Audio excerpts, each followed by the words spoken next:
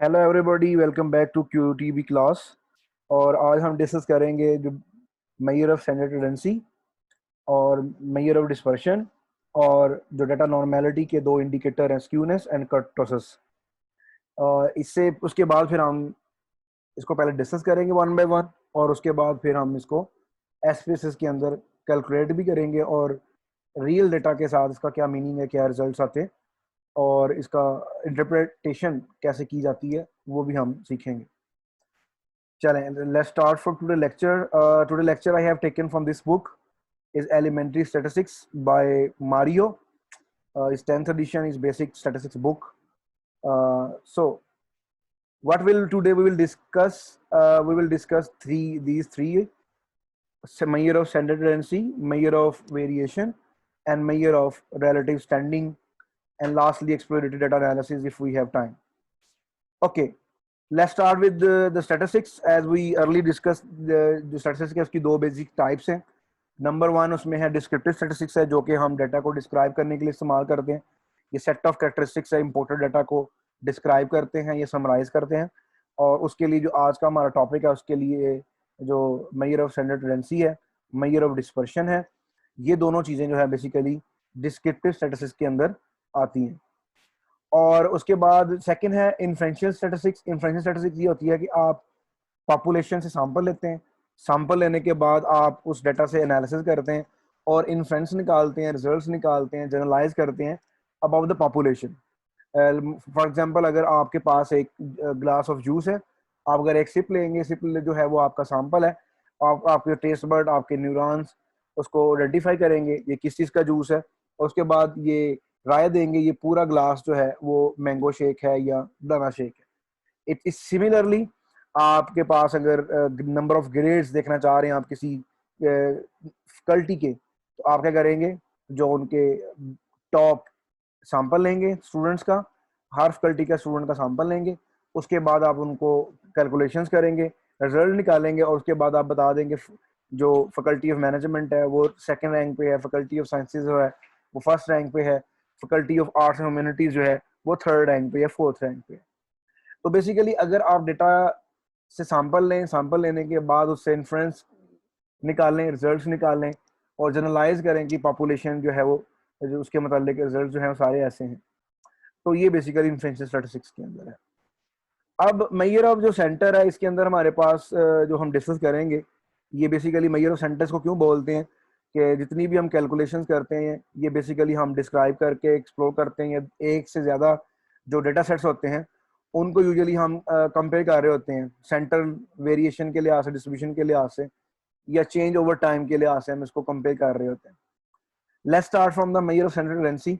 Measure of central tendency जो है, जिसको हम बोलते हैं एवरेज है या मीन है, नॉर्मल इसकी और 5 टाइप्स हैं, जिसमें मीन है, मीडियन है, मॉड है, ज्योमेट्रिक मीन है, हार्मोनिक मीन है.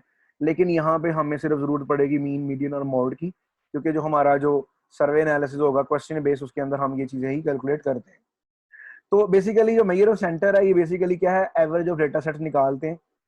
उसमें जैसे मीन वैल्यू है, मीन वैल्यू आपकी sum of all value divide by number of value है. मीडियन है, डेटा को जो दो बराबर हिस्सों में तकसीम करता है. मॉड है, मोस्ट फ्रीक्वेंट वैल्यू है. मिड रेंज है, दोनों डाटा की जो कंबाइन एक्सट्रीम वैल्यू को ऐड करके डिवाइड करते हैं टू के ऊपर. अब हम इनको डिटेल में देखते हैं. सबसे पहले हमारे पास है ये नोटेशंस है, देख लेते हैं. नोटेशन में जब ये सिग्मा है, सिग्मा जो डोनेट करता है सम को, उसके बाद जो एक्स है ये आमतौर पर वेरिएबल को रिप्रेजेंट करता है, इंडिविजुअल वैल्यू को रिप्रेजेंट करता है. उसके बाद जो एन है, number of value of sample को रिप्रेजेंट करता है. उसके बाद जो कैपिटल एन है, ये population, number of values population को शो करता है. तो उसके बाद जो ये राउंड ऑफ मेजर्स हम करते हैं, इसमें हम डेसिमल पॉइंट जो है वो 2 तक लेंगे. सबसे पहले हमारे पास है mean value. Mean value basically क्या है, सेंटर ऑफ ग्रेविटी, या अदर वर्ड में ये कहते हैं कि ये हम लेते हैं, कैसे लेते हैं कि सारी वैल्यू को जमा करते हैं, जमा करने के बाद हम उनको नंबर ऑफ वैल्यू पे डिवाइड करते हैं, वो हमारे पास मीन वैल्यू है. लेकिन मीन वैल्यू का एक ड्रॉबैक ये है कि अगर आपके पास डाटा के अंदर कुछ एक्सट्रीम वैल्यू हो, कुछ बड़ी वैल्यू, कुछ छोटी वैल्यू हो, तो डाटा का जो मीन है वो चेंज हो जाता है, वो ट्रू मीन रिप्रेजेंट नहीं करता, ट्रू एवरेज रिप्रेजेंट नहीं करता. तो ये इसका एक ड्रॉबैक है. जैसा कि अगर फार्मूला में देखेंगे, हमारे पास यहाँ पे लिखा हुआ है कि summation x over n, x bar जो है सैंपल मीन है, और समेशन का मतलब सम है, एक्स का मतलब है कि sum of all values divide by number of values, ये आप उसका मीन निकालेंगे डेटा का। और ये हमें ये बताता है कि ऑन एवरेज डाटा की जो सैंपल की क्या वैल्यूज हैं या चीजें हैं। पॉपुलेशन का इसमें क्या होता है कि हम सारी वैल्यूज जितनी भी हैं उनको ऐड कर लेते हैं, डिवाइड करते हैं नंबर ऑफ ऑब्जर्वेशन के ऊपर। जैसे अगर मैं मिसाल दूंगा, अगर मैंने देखना है कि BS 7 सेमेस्टर के जो मार्क्स क्या हैं ऑन एवरेज, बॉयज के ज्यादा हैं या फीमेल्स के ज्यादा, तो उसमें क्या, अगर मैं सारी क्लास का डाटा लूंगा वो पॉपुलेशन मीन होगा। अगर मैं सिर्फ दो लड़कों का दो लड़कियों का सैंपल लेके डाटा लूंगा तो वो सैंपल का मीन होगा।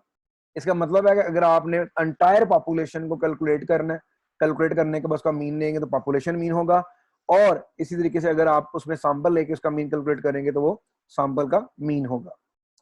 नेक्स्ट हमारे पास एग्जांपल्स हैं, जैसे कि यहाँ पे डिफरेंट वैल्यूज दी हुई है हमारे पास 5.4, 1.1, 0.4, 0.7, 0.4 एंड 1.1। तो अब इसको सबसे पहले क्या करेंगे, सम करेंगे, सारी वैल्यूज को ऐड कर लेंगे। ऐड करने के बाद समेशन एक्स आ गया, वो हमारे पास 9.23 आ गया। उसके बाद हमारे पास जब हम वैल्यूज, नंबर ऑफ वैल्यूज कितनी है हमारे पास, 1 2 3 4 5 6, तो नंबर ऑफ वैल्यू हमारे पास क्या है, वो 6 है। उसको हम जब हमने डिवाइड किया तो हमारे पास 9.23 को जब डिवाइड किया 6 पे तो हमारे पास जो रिजल्ट आया वो क्या आया, 1.57 आया, 1.538 आया। ये हमारा मीन है। ये बताता है कि ऑन एवरेज जो है सारी वैल्यू जो है वो 1.53 के क्लोज है, ये मीन वैल्यू है। उसके बाद अगर हम इसको हम एक और आउटलायर के साथ रिप्लेस करते हैं, यानी कि आउटलायर से मुराद है ऐसी वैल्यू जो बो डाटा के अंदर बड़ी वैल्यू हो या छोटी वैल्यू हो, या वो उसके डिफरेंट रीजन हो सकती हैं। अब यहाँ पे देखिए हमारे पास सिमिलर डेटा है, लेकिन हमने ये वाला जो है 41.10 उसमें ऐड किया। ऐड करने के बाद दोबारा हमने इनका सम किया और कैलकुलेट किया। अब ये मीन वैल्यू बता रहा है 8.20। अब ये कहने का मतलब है कि डाटा की ज्यादातर वैल्यू 8.2 के इर्द गिर्द लाई कर रही है, लेकिन ऐसा नहीं है। डाटा की वैल्यू 1.53 के इर्द गिर्द लाई कर रही है। ये जो एक्सट्रीम वैल्यू है, एक्सट्रीम वैल्यू है जो आउटलायर है, इसकी वजह से जो मीन डिस्टर्ब हो गया और टू रिप्रेजेंटेशन नहीं हो रही। इस तरीके से जब आप सर्वे एनालिसिस करोगे, क्वेश्चन फिल करवाओगे, डाटा देखोगे, उसमें भी जब आपके पास आउटलायर वैल्यूज आएंगी, या आप उनको रिमूव कर देंगे या आप उनको उसकी रीजन बताएंगे, ताकि वो आपके जो डाटा की ऑन एवरेज वैल्यू है उसको डिस्टर्ब ना कर सके और उसको डेविएट ना कर सके।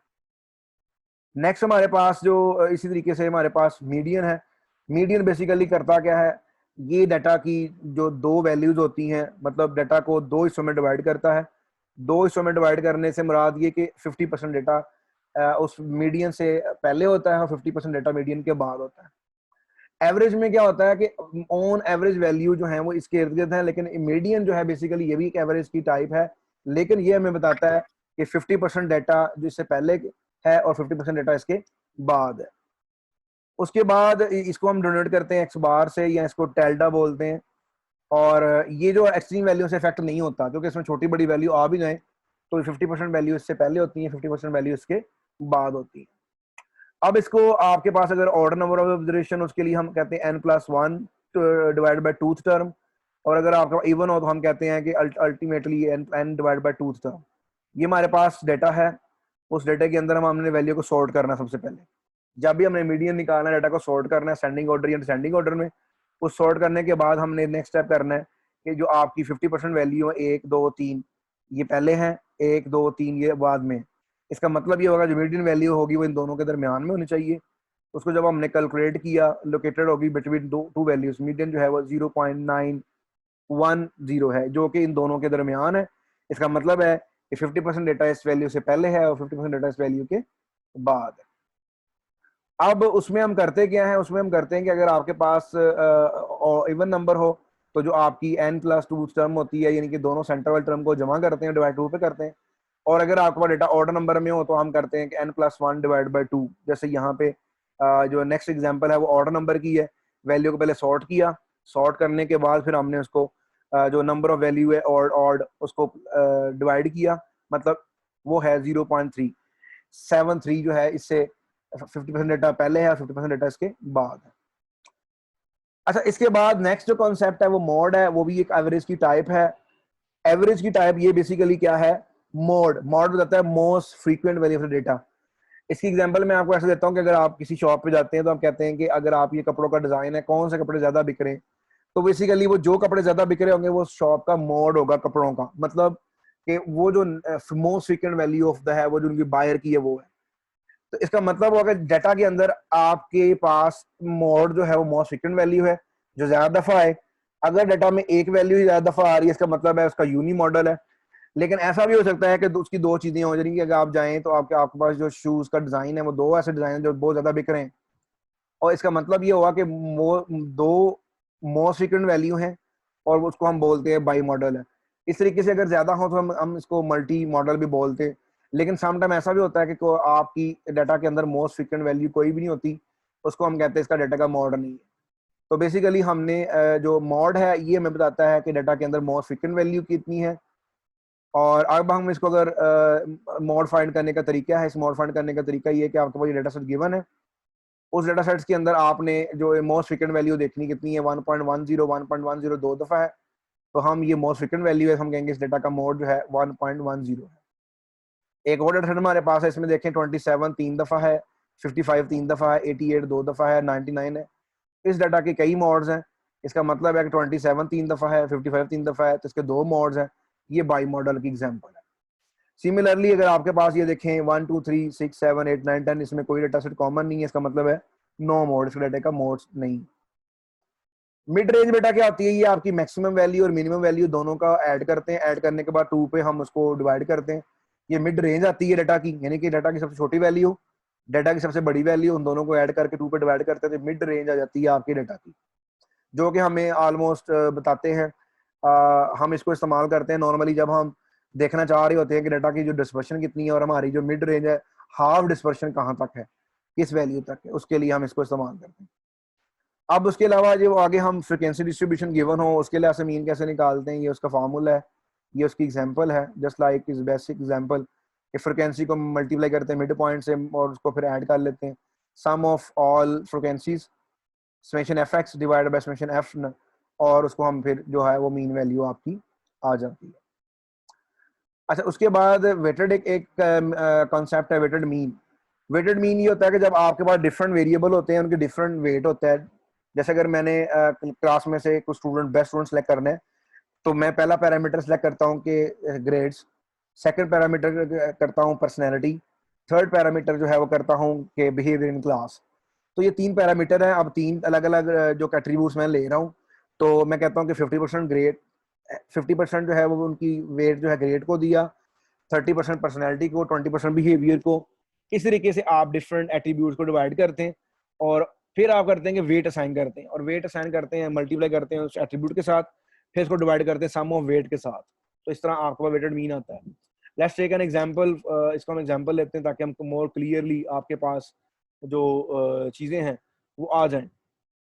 यहाँ हमारे पास एक ग्रेड पॉइंट है डिफरेंट, यानी कि अगर आपका 4 है तो 5 यूनिट्स हैं, 3 ग्रेड वाले तीन स्टूडेंट्स हैं, 2 ग्रेड वाले 4 स्टूडेंट्स हैं, और सम उनका जो वेट है वो कितने 12 है। अब हम पहले इन दोनों के प्रोडक्ट निकाल लेंगे, मतलब प्रोडक्ट से मुराद है हर ग्रेड पॉइंट को उनके वेट से मल्टीप्लाई करेंगे। जैसे हमने 4 मल्टीप्लाई 5 किया 20 आ गया, 3 मल्टीप्लाई 3 किया 9 आ गया, ये हमने वेटेड जो उनका प्रोडक्ट निकाल लिया। उसके बाद हम इसको सम ऑफ प्रोडक्ट को डिवाइड करेंगे वेट के ऊपर, तो हमारे पास वेटेड एवरेज जो है वो आ जाएगी। अब वेटेड एवरेज बता रही है 3.08, वेटेड मीन जो बता रहा है कि ऑन एवरेज ये जो आपके पास जो ग्रेडिंग पॉइंट 3 स्टूडेंट्स हैं इनका जो CGPA है वो अराउंड 3.08 है। अब इसको हम रिकैप कर लेते हैं, हमने डिस्कस क्या किया है और इसका मतलब क्या है। जो मीन है ये हमें बताती है sum of all value divided by number of value, यानी कि ये वैल्यू बताती है ऑन एवरेज कितनी है। मीडियन हमें बताता है कि डाटा 50% डाटा इससे पहले है, 50% डाटा इसके बाद है। और उसके बाद जो मॉड है ये बताता है मोस्ट फ्रीक्वेंट वैल्यू, और जो मिड रेंज बताती है कि आपकी जो डाटा की जो हाफ रेंज है वो कहाँ से कहाँ तक है। तो ये तीनों जो सारी की सारी, ये जो इसके अलावा हार्मोनिक मीन, ज्योमेट्रिक मीन भी मेजर की ऑब्सर्वेटेंसी की टाइप्स हैं। लेकिन यहाँ पे आप मीन, मीडियन, मॉड जो हम मोस्टली यूज करेंगे डाटा एनालिसिस के अंदर भी और चीज़ों के अंदर भी। तो यहाँ पे हमने कोशिश की सीखने की, जो मीन है ये ऑन एवरेज वैल्यू कितनी लाई कर रही है किस पॉइंट के। जो मीडियन है ये बताता है कि डेटा जो है 50% से पहले कितना है इसके बाद क्या है। जो मोड है वो बताता है डाटा की मोस्ट फ्रीक्वेंट वैल्यू कौन सी है। तो उसके बाद हमारे पास आता है सिमेट्री और एसिमेट्री। स्क्यूड से बोलते हैं, सिमेट्री कहते हैं ऐसा डाटा सेट जिसकी हिस्टोग्राम जो है वो रफली जो है वो बेल शेप हो, उसका हाफ दोनों साइड पे राइट और लेफ्ट पे डेटा बराबर हो।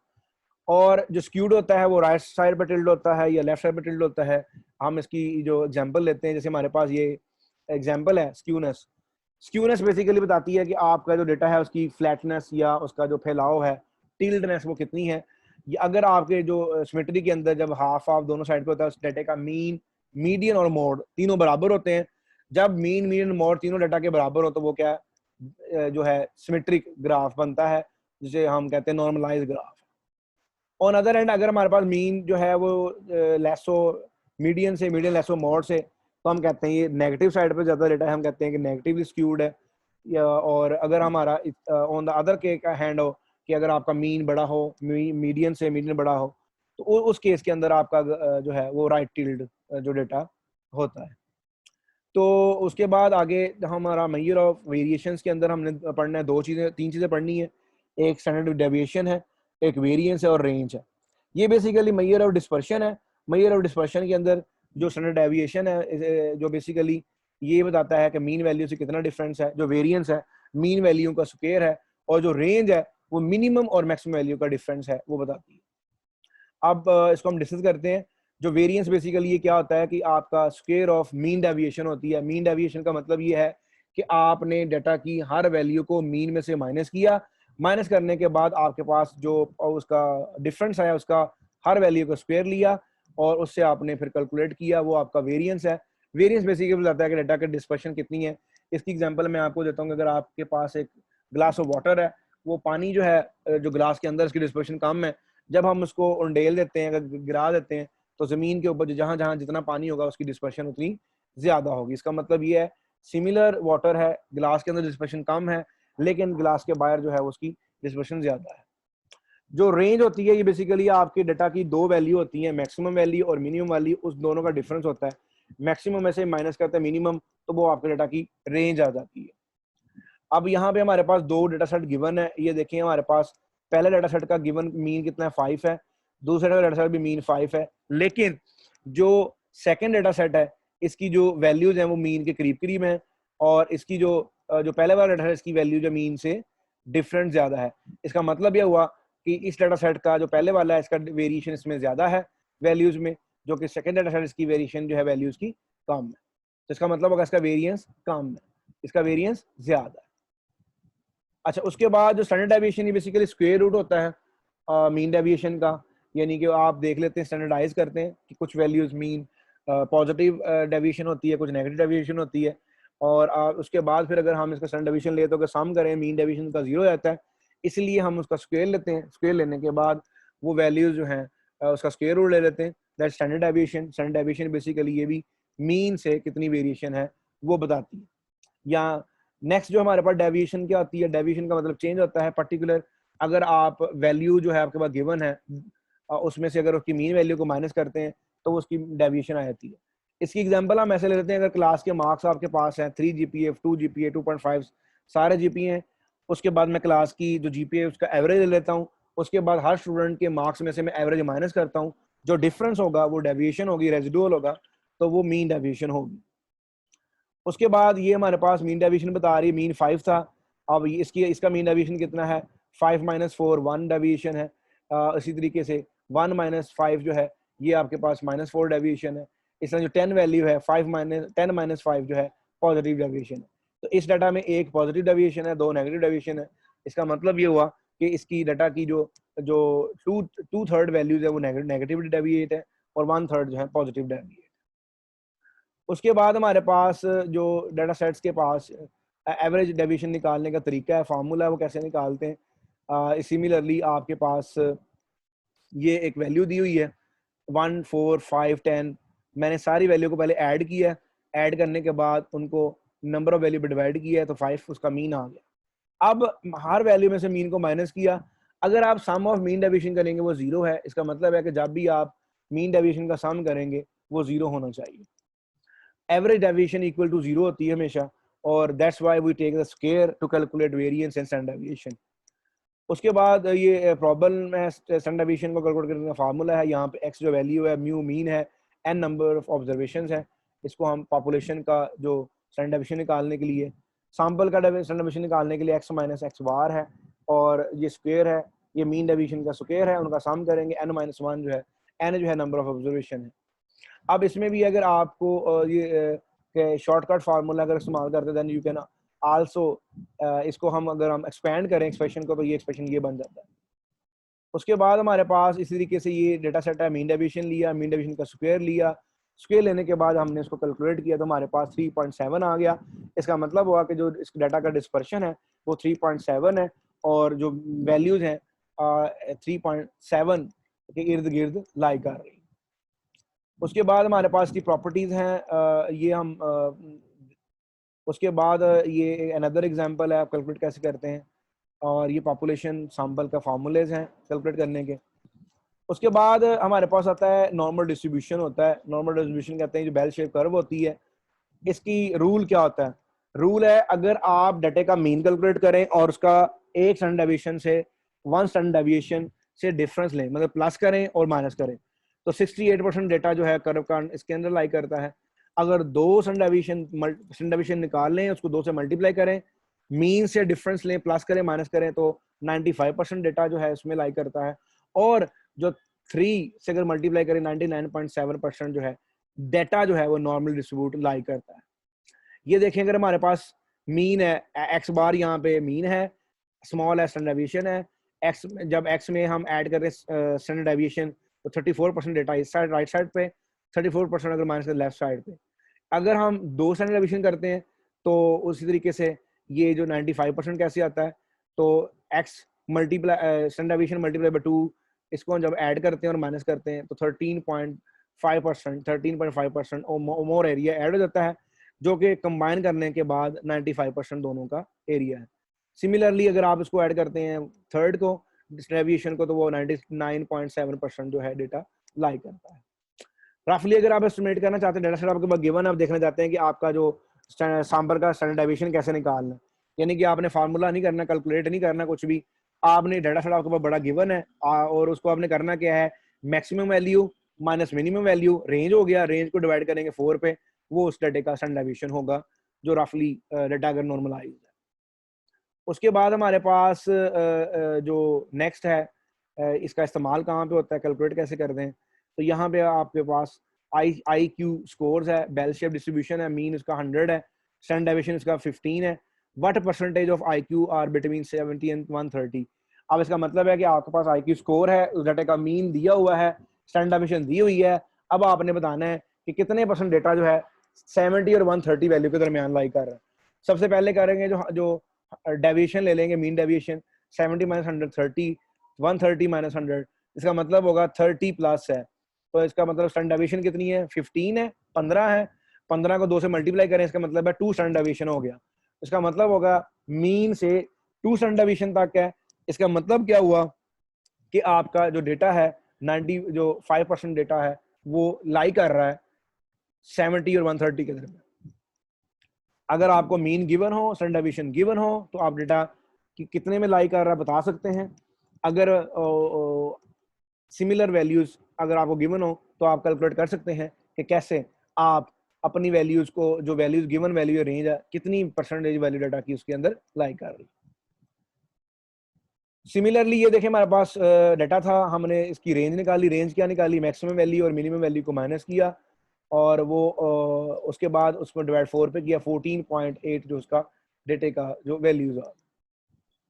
उसके बाद एक थ्योरम है, दैट्स चर्पशिफ थ्योरम्स है, ये डाटा नॉर्मेलिटी के लिए आते हैं, it's not included in syllabus, but coefficient of variation, जब हमारे पास 2 पॉपुलेशन या 2 सैंपल गिवन होते हैं, उन दोनों डाटा को रिलेटिवली डिस्क्राइब करना चाहते हैं, उसके लिए हम देखते हैं कोएफिशिएंट ऑफ वेरिएशन। ये बेसिकली क्या होता है, standard deviation s divide by mean value multiply 100, और ये बताता है कि कोई पॉपुलेशन या सैंपल कितना वेरिएट कर रहा है एज रिस्पेक्ट टू दोनों को लिहाज से कंपेयर करना हो। जैसे ये हमारे पास अगर एग्जांपल में देखें तो हमारे पास वेट है, हाइट है, मीन गिवन है, स्टैंडर्ड डेविएशन भी गिवन है दोनों अब हमने मीन और जो हाइट है और वेट को दोनों कंपेयर करना है। कंपेयर करने के लिए हम देखेंगे कि हमारा जो हाइट के अंदर कोफिशिएंट वेरिएशन है उसका मीन 3.2 है, डिवाइड बाय उसका जो standard deviation divide by mean, और उसके बाद मतलब 104.42 है। और वेट का जो निकालेंगे तो वो 15 पॉइंट है। इसका मतलब क्या हुआ, जो वेट के अंदर वेरिएशन है वो ज्यादा है एज कंपेयर टू हाइट के। तो ये हम इसे लर्निंग करते हैं। तो इसका मतलब ये ऑब्जर्व कर रहे हैं। देन रिलेटिव मैयर है। रिलेटिव मैयर के अंदर हमारे पास जी स्कोर है। जी स्कोर के अंदर हम निकालते हैं कि जो डाटा की जितनी वैल्यू है उसको माइनस करते हैं मीन से, डिवाइड करते हैं स्टैंडर्ड डेविएशन पे, जो डाटा नॉर्मलाइज करने के लिए हम इस्तेमाल करते हैं, या जी स्कोर जिसको हम बोलते हैं हाइपोथेसिस टेस्टिंग के लिए, नॉर्मलाइज करने के लिए बेल शेप के लिए। तो ये अराउंड 2 डेसिमल पॉइंट्स है, और ये आप इसको वैल्यू कन्वर्ट कर सकते हैं। हर वैल्यू को उसके मीन में से माइनस करेंगे, डिवाइड करेंगे स्टैंडर्ड डेविएशन पे, तो वो जी स्कोर की वैल्यू आ जाएगी, जो हम नॉर्मली कैलकुलेट करते हैं। और हमारे पास टेबल गिवन होता है जिसमें हम वैल्यूज देखते हैं हाइपोथेसिस टेस्टिंग के लिए या अदर एस्पेक्ट्स के लिए। ये उसी तरीके से जी स्कोर की इंटरप्रिटेशन है। मीन वैल्यू पे 0 होता है, जो मीन प्लस स्टैंडर्ड डेविएशन वो जी की वैल्यू 1 होती है, mean minus standard deviation value -1 होती है। इस तरह जो 2 है स्टैंडर्ड डेविएशन 2 वैल्यू होती है, अगर -2 है तो -2 का मतलब 2 स्टैंडर्ड डेविएशन माइनस की है 3। तो इसका मतलब यह हुआ कि अगर आप जी को नॉर्मलाइज करेंगे, जी की वैल्यू कैलकुलेट करेंगे और देखेंगे अगर वो वैल्यू 0 और 1 के दरमियान लाई कर रही है, इसका मतलब है इस रीजन में लाई कर रही है। अगर वैल्यू 0 और 2 के दरमियान लाई कर रही है हम कहेंगे तो सेकंड में लाई कर रही है। 0-3 के दरमियान लाई कर रही है, इसमें लाई कर रही है। और अगर इससे बाहर तो हम कहते हैं अनयूजुअल वैल्यूज या जो लाई कर रही है। उसके बाद इसी तरीके से ये हमारे पास जी स्कोर गिवन है, उसमें आपने बताना है कि ये Darwin was only usually tall man, उसके बारे में न्यूमेरिकल्स हैं, तो इसके तरह हम बता सकते हैं, यूनिट नहीं होता।